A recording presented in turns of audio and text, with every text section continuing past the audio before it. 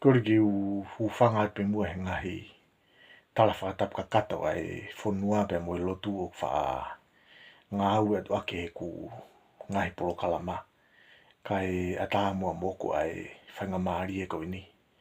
Ke hoko atoi e polo kalama pe mua ngahi historia maari o tonga. Whakatulo wat pe mua kau toki mua i he mara e tala o tonga pe a o kou whakapapalahi hin ki he tonga kotoa pe. Whakatang pe mua e mara e ke hoko atoi e kutala no ki he ngahi historia maari e mofungani o tau whanua. Ko e aho wahiwa whoki eni o maasi wafe uowa. Pea o kou taitari whiwhia kotoa ki muto kau whanongo ki e ku proklama pe mua ngahi historia maari o tonga ki he ahoni. Pea ko ki muto lo mo whoo mai ki he proklama koe ni. Ko taha whoki eni o e tau mua e se nolo koe ni. Ke o atua e ngahi historia maari o tonga pe mua ngahi tala maari o tau whanua. Pea o kou whakawhi e tu ki muto ki mu subscribe mai ki he se nolo koe ni ka mu mau e ngahi tala noa whungani ko ia. Peki mua ke whakahoko i proklama o kou hufanga atu he whakatapu o a whaki. Whamoremore ala o mai pe hangofua ki he motuani ke ngau pe mua ngahi rea whaingofua pe po moha ngahi rea anga maheni pe. Ke toko nia ke toi mahino ngai ai ka venga te tala noa ki ai. Ko e ka venga o e proklama e ahani. O kou whakaamu ki utala noa ki he ongo hingoa whakanofo ko eni. Ko e kalaniu walu pea mo e tungi. Pea hangi pe ko ia kumu osi mea i kau whanongo. Ko e historia e ko niku osi tohi beia pea osi mahino beia. Ka ko e taha whoki o ngahi ka veinga ia o e motu ani. Ko hono o mai ngā historia ko ni. O atu ia i he ata ke mō mea ki ai. Pea ki mua ke whakahoko e prokalama. O kou loto ke whakamaa ala ala e poini ko ni. Ko hui ke oana a tau mauhala. Pe taku e hatoko lahi. Ko tau mua o e prokalama ko ni ko ha whakawhekiki i ha mooni. Pe ko e tau mua e prokalama ko ni ke turifua pe ki ha aku mooni. Mori ke mama o ia ha whahinga whakakau pihe i he motuani. Ko e tau ngā historia whoki o kos mahino be. Na e tohu ia e kau papalangi toko lahi. Pea tūku au mai ai o tohu he toko lahi kau skola tonga na nau whakatotolo ki he tau historia. Pea o koutu iau ka whanongo kumu o si mahino i pe mo doula e uhinga ko ia. Ko e toko lahi angi koe kau whakatotolo. Ko e lahi angi ai mau. Mo ngahi mo oni e mau.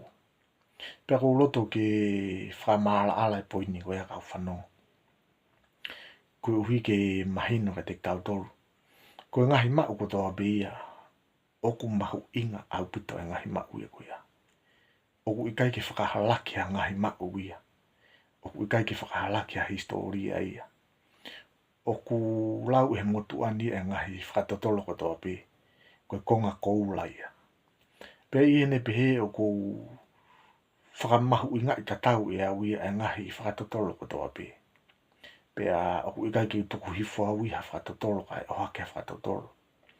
Ka koe poinia ko whakaamu ke o atu i he prokalama koe ni. Mau inga mau peke tau ilo. Koe ngahi whakatotolo ki he e tau historia. Oku kehe pe e mau. Ai toko taha. Whakatatau ke ne whakatotolo nei whakahoko. Pea koe ko ha uhinga ia ke whakahalake ai ngahi whakatotolo ko ia. Kau mau inga peke tau tānaki mai ngahi u information ko ia. O tau sio pe kia pa tau sivi. Pea tok whakahoko me ai ha tau wā whangatuku. Ka koe ke uhinga ia ke pehe u tae au ngai ha whakatotolo. Pea ngai pe koe o mo osi mea i kau whanong. Koe talanoa e pe mo ngahi prokalama o kou o atu. Makatu unga pia i he whakatotolo na e whakahoko e toke tā siasi la iu. Pea hangi pe koe ku osi whakahoko atu. o kai foki uhinga ai proklama e ko ni ko tau kavi I be awia ai ngai whakatotolo na e whakahako e Sasilai u koe mo oni ia. Ka koe proklama e ko ni ko no whataha be awia I he ngahi tau mua pe mo ngahi ka venga na e turi fua ki ai a Sasilai u. Pea I hene pehe o kai ki uhanga ui whakahalaki ha ngahi whakatotolo pe ko ha ngahi lau o e kinau tolu na nau whakahako ha ngahi whakatotolo ki ha tau historia. Koe ngahi lau ko toa beia o mahu inga ta tau ko toa beia. Pea mahu inga bege tau puke puke ko toa ai ngahi lau ko ia. Ka hangi pe koe mbu mea I koe proklama ko ni te uki tāno ai ki he ango hingoa whakanofo ko ni. Ko e Kalaniu Walu pea mo e tungi. Pea he taimi tatau pe ko e ngahi mo oni ko te utala noa ki ai. Ko e toko mai pe e au pe me he ola o e whakatotolo na e whakahoko e toke tā I lai u. Pea he taimi tatau pe ko e uhinga foki a proklamania ke tau ka vika ko e mo oni eni. Ka ko e o atu pe e au e whakaukau ko ia. Ka I he taimi tatau pe ko ngahi mau pe me ngahi whakatotolo a ki nā tolu na nau whakahoko ki ho tau historia. O ku whakaafu ofa pe. Pea koe ki whakahalaki ia. Koe ka venga maari e ni ai iango hingoa whakanofo ko ni. Ai Kalaniu Walu. Pea mo e tungi. Pea ko uloto ki uto e foki peo tala no mai me ka mataanga. Koe hui e mahuinga maari e ia. Ki he ka venga ko ni. Na e kamata mai kuko e tau tuku au mai pe mo hatui. Na tau kamata mai pe me he tu tonga. O kamata mai pe me a aho hitu. O a umai ki a laufuri tonga. Koe tu tonga no tolu hi waia. Pea pekia laufuri tonga I he tau tahawalu no nima. Pea koe taimi tatau ai pe ia. Na e whakapekia ai pe mo e laini o e tu tonga. Na e whakapekia ai pe ia. I he tau tahawalu o no nima. Ka pai te mo manatu ki he ngahi proklama ki mua. Na e tūku au mai ai tu tonga. Oa umai ki he kuonga. Pea whakotu ai e kau ulwhanua whekai. Ahono toko ua ko mo ngā motua. I he tau taha tolu ni manoa. Koe fufua tu I haa takalaua ia. Pea whai whanonga mai ai e tu I haa takalaua. Oa umai ki a muri ki haa mea. Koe tu I haa takalaua whika taha o no ia. Na e pekia ia I he tau taha fitu hive hiva. I he taimina e whakahoko e tau whakalere moa. Pea I he taimina tau pe, ko e pekia koe na muri ki haa mea I he tau taha fitu hive hiva. Ko tau ai pe ia na e whakapekia ai, pe mo e laine o e haa tui, haa takalaua. Pea koutu ia kumu osi lawe I pe motoro. Na e a umai ki he tau taha nima noa. Pea toi whakotu ufoki e mo ngā tonga ia. Ahano foha ko ngata ki hoko. Ko e fufua tu ka noku polu ia. Pea mei he tau taha nima noa. O a umai ki he ahoni. Oku kei lau maari e pe. Ai line o e tu ka noku polu. Aia ko e poini oku mahoinga ke whakatoka ngai he ni. Ko e tu tonga nai ura ki whakotuu. Pea hoko ki ai tu I hataka laua. Pea toki hoko ki ai ai tu I ka noku polu. Pea kapate mu manatu lere I peke he poini na kosi tala noa ki ai. Na e whai whanonga mai ai tu tonga ia. O toki whakapekia pe ai laine ko ni I he tau tahawalu ono nima. Pea koe tu I hataka laua. Na whai whanonga mai a me he tau tahatolu ni manoa. O whakapekia rewa ai laine ko ni I he tau taha fitu hive hiva. Ai koe poin mahoinga ke whatoka ngai he ni. Neonga na toki whakotu ai tu I hataka laua ia. kana e waki whakapekia ai lainea koe ni. Pea toki hoko atu kai ai tuitonga. Pea hangepe koe tau usilawe i. Oku kei lau maari e pe ai tui kanok polu ia o wa umai ke ahoni. Ka koe poi ni aku mahawinga ke tau whatonga i he ki prokalama koe ni. Na whai whanonga mai tuitonga, tui ha takalaua, pe mo tui kanok polu. Pea na e ulaki whakapekia ai tui ha takalaua i he tau taha fitu hiwehiwa. Pea toki whakapekia ai tuitonga, pe koe laine e tuitonga, i he tau taha walu hono nima. Pea koe information koe ni pe koe maunga whakamatala koe ni. Koe to mai pepe me he ngai whakatotolo nei whakahoko e toke tā i lai u. Pea koe whuke puri e ka inga whanongo ia. O koe ngahi tohi ia nau tau kawe ia nau toru ia. Na e iai mo tu i haataka laua whika taha fitu. Pea o iai mo ngahi tohi hoko ia ku kehe ai risi ai tuitonga. Pea mo e risi ai tu i haataka laua. Pea mo e risi ai tu i kanoku polu. Ka koe poini e ko whaamu ke whakamau i he prokalama koe ni. Oku kehe pe ngahi mau. Kehe pe ngahi whakatotolo nei whakahoko. Ka koe prokalama e pe mo ngahi poini ko tala no ai. Ko no whataha pe awi i he ngahi mo oni. Pea mo e ngahi ola whakatotolo nei whakahoko. E toko tā i lai u. Koe mea maari ko taim ko nea o mai ke he tau taha walu fitu ni ma. Pea na e whakotu urewa e siastu po ulaki. Ai ongo hingoa whakanofo koe ni. Ai kalaniu walu. Pea mo hingoa koe ni. Ko tungi. Pea koe pehe koe e ki forte. Ko taha ene o ka whatotolo ki he historia atonga. Na e whakotu e siastu po ulaki ai ongo hingoa koe ni. Ko ene hanga ia o whakahongai. Ai whakahoko whatongia. Ai whakahoko e tuitonga. Pea mo tui hataka laua. Pea na hanga rewa e siastu po ulaki. O whakanofo ai hingoa whakanofo kalaniu walu. Kene whakafofonga i eia ai laine o hea tuitonga. Pea whakanofo rewa e siastu po ulaki. Ai hingoa tungi kene whakafofonga i eia ai laine ai tui hataka laua. E koe poin maari e ke tau sio ai he prokalama koe ni. E neo na e tau i e siastu po ulaki o whakatataha i atonga.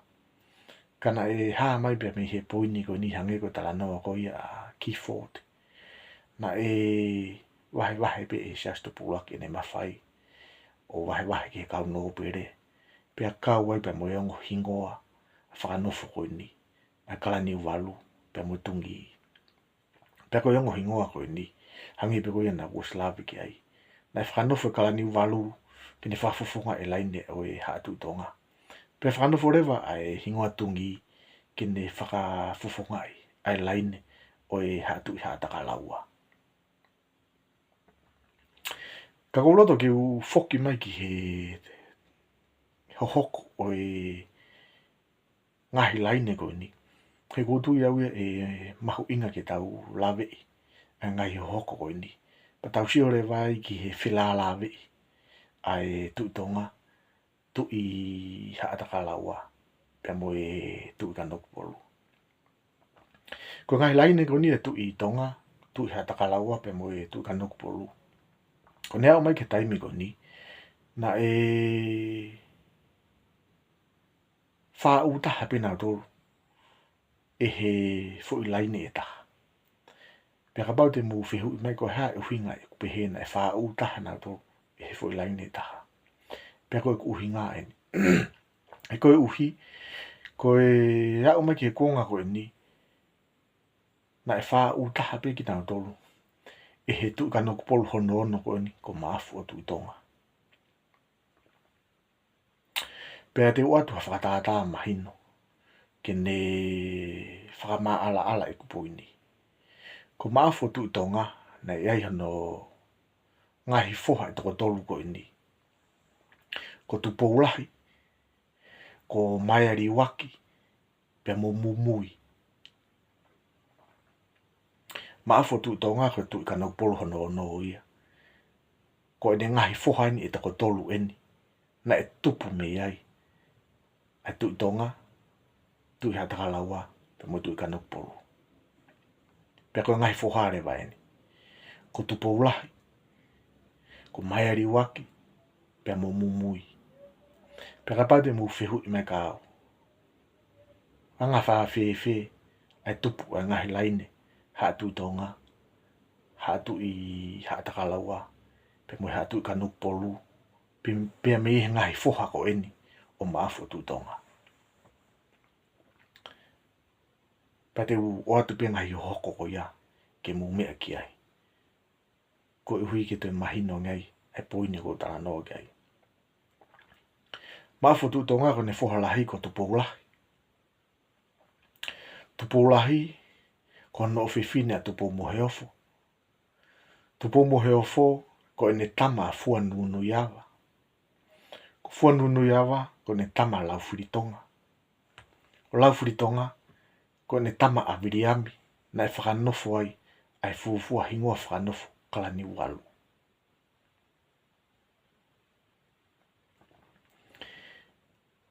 Sai, ko maafo tu tonga, tu kano polo no, ko no fohaini e taha eni, a maiari waki.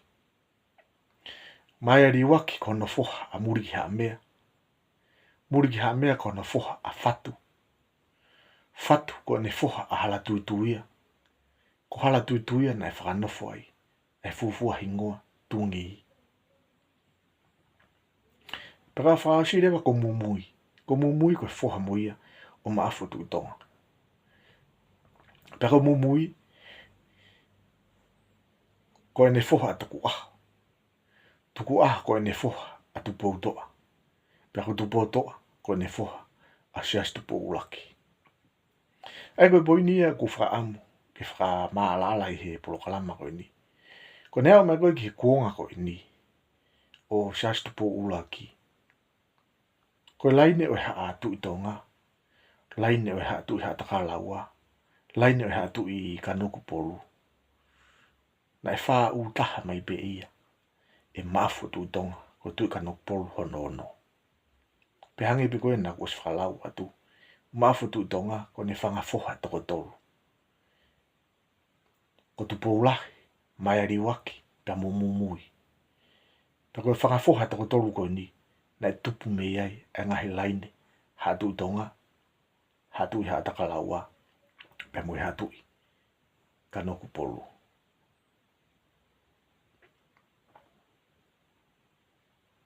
Aiko poini koe ko whaam ke whamala ala i he konga koe ni. Maafo tu tonga ko no foha tu poulahi. Tu poulahi ko ne whiwhina tu po mohe ofo. Tu po mohe ofo ko ne tama fua nunu iawa.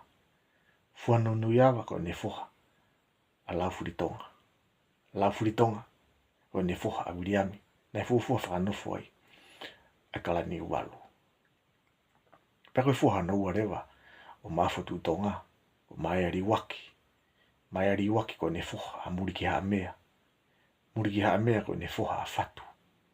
Fatu ko ne foha a hala tutuia. Na whanofo ai. A fuafua hingoa tungi. Peko foha no tolu rewa a maafo tu tonga ko mumui. Mumui ko ne foha a tuku aho. Tuku aho ko ne foha tupo utoa. Pero tupo utoa rewa ko ne foha a sias tupo ulaki. Ai ko e kupoini ia ko whaamu ke whamahina hi proklama ko ni. Ko e laine o hea tu tonga. Laine o hea tu i hea takalaua. Laine o hea tu i kanopolu. Ne wha utaha mai beki nau tolu ia. E maafo tu tonga. Piko na toi whakarea taha ke toi mahina ange. Ko e ka inga pe e nia. Pina nau tupu ko toa mai pe nau tolu ia. Pea mea maafo tu tonga. Ko e tu i kanopolu hono ono ia. Pea koe mea maari he taimi koe na e hoko ai a tau wha au tupo ulaki ke talo ni. Pea mo e konistu tone koe taha walufitu ni ma. Pea hanga rewa e tau wha ahau tupo ulaki. O whakanofo ai ango fuafua hingoa whakanofo. ia viriami, whanofo ai kala ni walu. Pe whanofo rewa pe moe hingoa tungi ia hala tuituia.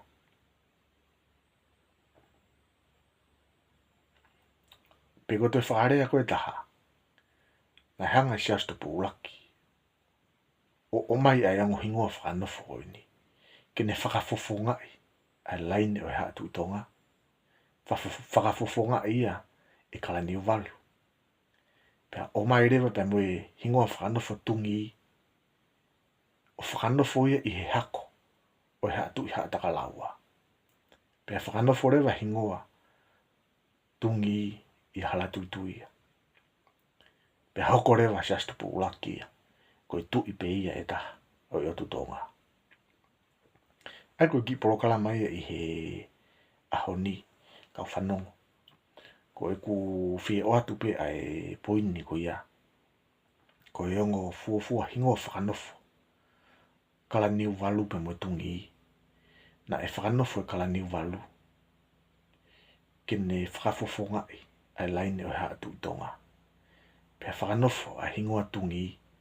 Kene whakafofo ngai ai laine ai haa tui haa takalaua.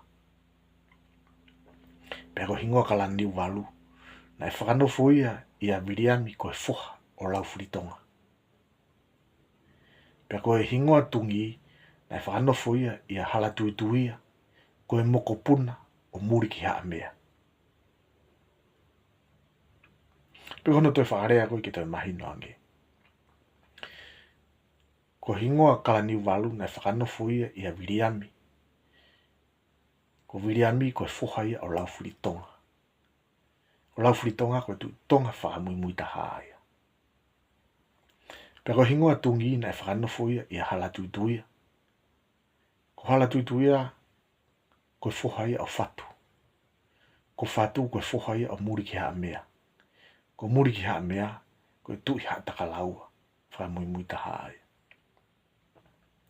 Pea hangi pe koe ia kumu osi mea i kau whanongo. O kulahi bifoki mua ngahi umau iu keke. Ka koe talanoa at penia aku ia ki he mau pe me whakatautolo na e whakahoko. E toke tā i lai u. Pea koe ngahi mau koe keke he. O ku whaka ofa au pito pe ia. Mahu inga peke tau puke mua ngahi mau koe ia. He koe kia hame ia ta e aunga. Ngahi whakatautolo ko toa pe ia. O ku lau pe ia. Koe mata i koula ia. Pea koe ki porokala mai ia. I he ahoni. Koe ongo fufua hingoa whakanofo. Kala niu walu. Pea moe tungi. Koe ongo hingoa ia na e whakotu. E siasto po ulaki. Ko ono whafufunga i pe o laine o haa tuitonga. Pea moe haa tui haa takalaua. Koe ki porokalama pe ia ki he ahoni. Pea ku a manaki pe ku mahino pe ka veinga. Pea moe ngahi poini. Nā kutala noa ki ai. Taimi tatau pe ka whanongo ko whamore more atu ka pau kehe ngahi mau e koe ni. Pe me ngahi mau o mu mau ki ai. Pea mou ka taki pe. Hangi pe koe aku oswhaha atu. Ko e proklama ko ni te whito pe ia. E ngai whatotoro na whahoko. E toke tā sāsi lairu. Pe he taimi tatau pe ko mutolo mo fo mai ki he se nolo koe ni. A pau po manako ki ngahi tala noa. Pe mo ngahi historia maari ha tau whunua. Pe a ko whakawhi e atu ki mutolo. Ke mo subscribe mai ke se nolo koe ni. E hoko no atu ai. Ai ngahi tala noa pe mo ngahi historia maari o tonga. Ka tau vete mo ai ki he ahoni. A mo mea tua whatu.